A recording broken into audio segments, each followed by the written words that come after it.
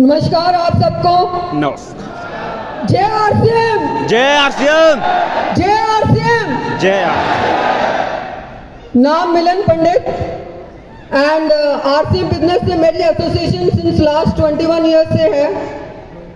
पंडित जी ने RCM business को नवंबर 2002 में ज्वाइन किया था एंड जब ज्वाइन किया था तो I was very sceptical of this business कि ये बिजनेस आरसीएम चलेगा या नहीं चलेगा, क्योंकि आरसीएम बिजनेस से पहले पंडित जी ने एक hi fi direct selling company में काम किया था और जिस तरह से पंडित जी ने उसमें अपना टाइम, मनी और एनर्जी दिया था उस तरह से हमारे पास इकोनॉमिक रिजल्ट्स नहीं थे। और मेरा ये सोचना था कि अगर उस hi fi direct selling company से हमें इतनी इनकम नहीं आई तो हाउ इज इट पॉसिबल कि हमें आरसीएम बिजनेस से इनकम मिल जाएगी, क्योंकि उस टाइम आरसीएम बिजनेस का मार्केट में कोई नेम फेम नहीं था, सक्सेस का कोई ट्रैक रिकॉर्ड नहीं था, पिकअप सेंटर्स नहीं थे, प्रोडक्ट्स नहीं थे, delivery system was not strong, तब इतने रॉयल्टी या टेक्निकल अचीवर्स नहीं हुआ करते थे। और मैंने अपना एक जनरल सा ओपिनियन बना लिया था कि ये तो कोई ऐसी वैसी कंपनी है which will one day vanish from the market. But I am blessed कि पंडित जी का विजन डायरेक्ट सेलिंग के लिए क्लियर था and he had a clear cut clarity कि अगर 21वीं सदी का अगर कोई बिजनेस है तो वो है डायरेक्ट सेलिंग का, और उसमें भी आरसीएम बिजनेस।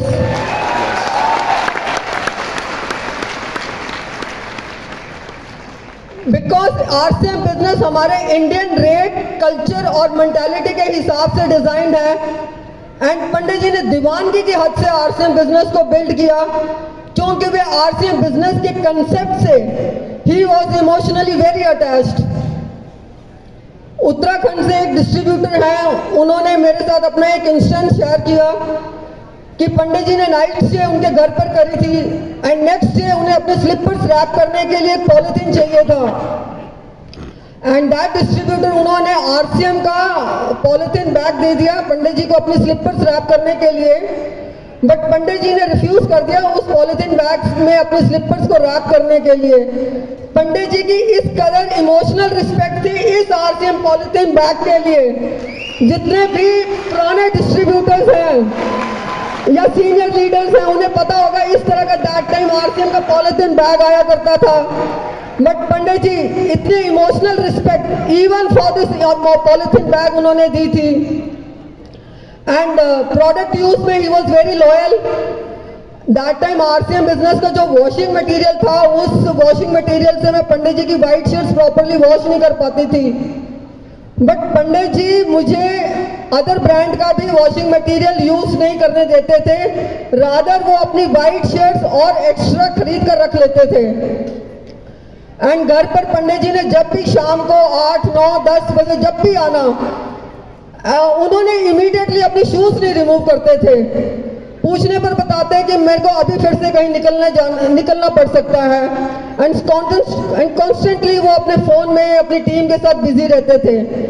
एंड जब फोन बिल्स जब ज्यादा आते थे तो he used to reason it out, because that time जब पंडित जी ने बिजनेस स्टार्ट किया था आरसीएम का, call rates way very high and इतनी आरसीएम से इनकम नहीं थी जितना पंडित जी का मोबाइल का बिल आता था। And Pandit ji used to reason it out कि जितना ज्यादा मेरा मोबाइल का बिल आ रहा है समझो उतना ही ज्यादा मेरा बिजनेस की ग्रोथ हो रही है। Yes.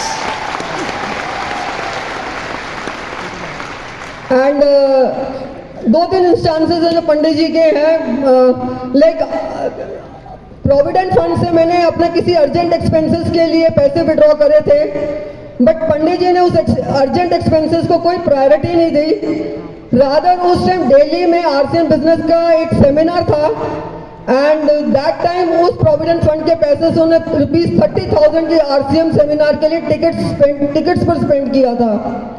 Because his vision was clear कि एक बड़ा सेमिनार और उस पर की हुई एफर्ट्स आपकी लाइफ की दशा और दिशा बदल सकता है। And this is the reason कि उनका बिजनेस बहुत फास्टली ग्रो किया एंड पंडित जी के स्केड्यूल्स बहुत ही नेक टू नेक रहते थे एंड घर पर जब भी आना तो सिर्फ बैग, कपड़ों का बैग एक्सचेंज करने के लिए आया करते थे. He was really not taking rest. And मैं बहुत कंसर्न थी पंडित जी की हेल्थ को लेकर, because his BP had started fluctuating.